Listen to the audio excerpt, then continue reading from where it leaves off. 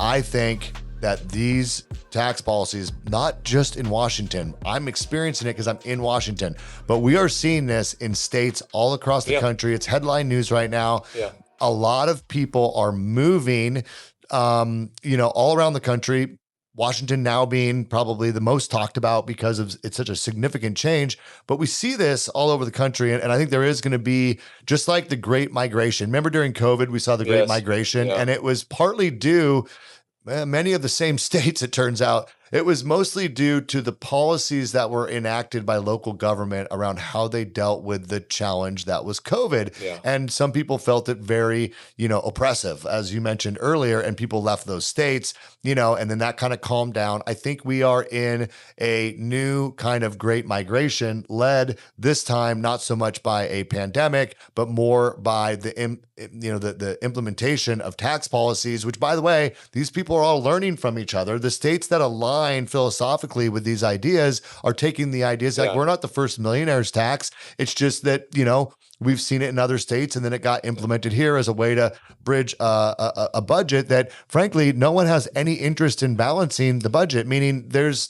two sides to every balance sheet, to every P&L. There's a profit, there's a revenue side, and there's an expense side. And all we do, it seems like, is figure out how to bring in more revenue, and we never talk about managing the expenses, which I don't know of any other business that has the luxury of doing that. So two things.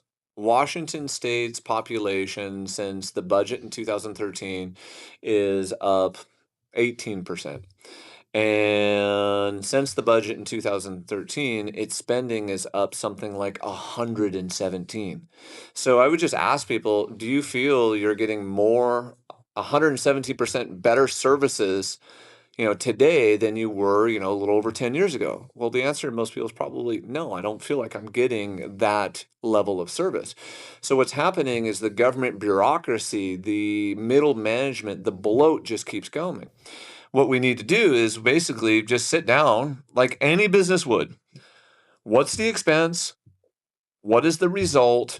And then where can I just trim some of this back? We need to trim some of this back. It's like mowing the lawn. You just got to mow the lawn on a regular basis. You got to trim the hedges so it looks good. Right. You need to do the same thing with the budget. They could just trim the hedges a little bit because they have to push back instead of just constantly increase spending and increase taxes. So you made a point where you said people are moving, because of taxes. I want the audience to think about this maybe slightly different. People are moving because of affordability. And the policies in Washington State are creating an affordability pinch. So look at the number of restaurants that have closed in downtown Seattle. And if you want to be a restaurateur in downtown Seattle, my wife's family comes from restaurants. I know restaurants. I worked in them as a kid, and they're phenomenal business, but they're really hard. They don't have a huge margin. Because the minimum wage got so high and then Seattle tacked their stuff on top of it, plus their additional taxes, you've seen all these restaurants go out of business in downtown Seattle.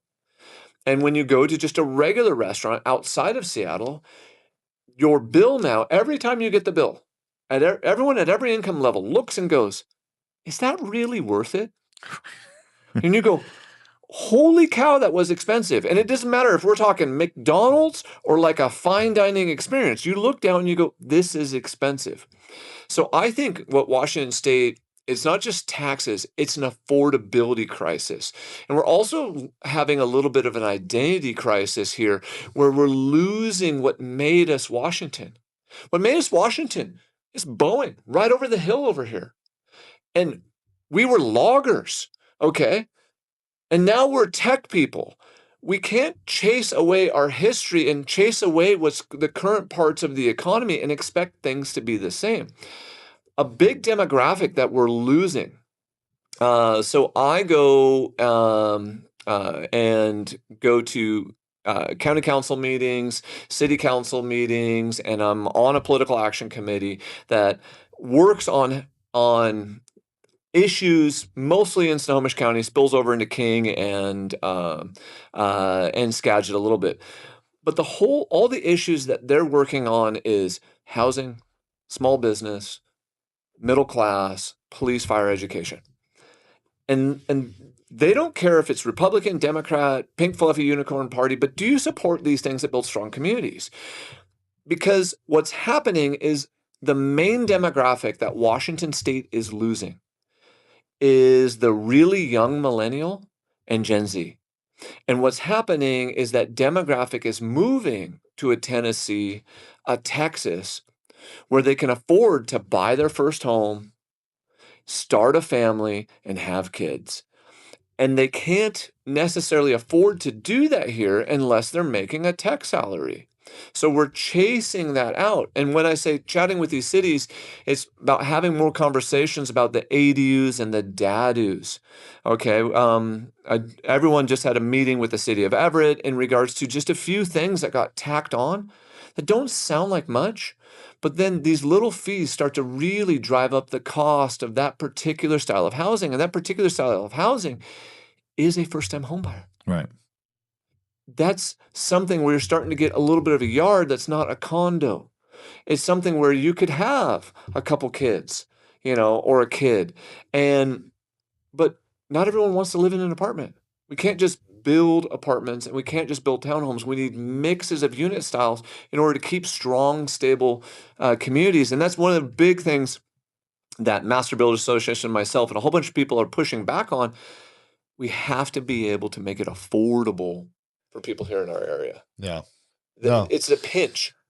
Yeah, no, I feel it. Well, I think that, it all plays into it, but whatever it is, and it feels good. I'll be honest with you. I know not everyone watching this, lives in Washington, but it feels good to get off my chest a little bit and talk about this. I'm going to be honest with you because you see it, it can be frustrating and it is real, the impact that it's going to have on real estate. It'll it's be interesting already to see. having. Yeah. Let's talk about that really quick. And then let's move on to a few of the things I want to talk about. So you were mentioning that in some of the higher end markets like Medina and others, like what's going on with the real estate listings in those markets? So when we look at the market, I like to think about the market as below the median.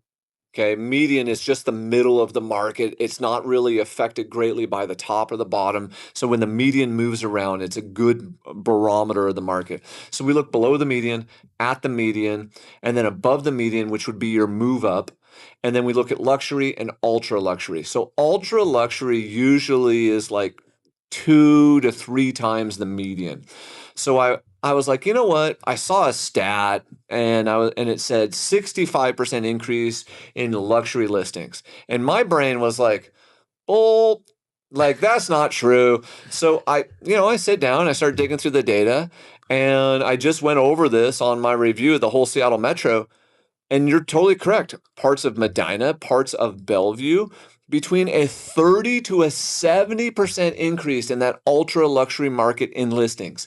An unbelievable amount of listings. And we're talking way over like average prices, 3.5 to 5.5.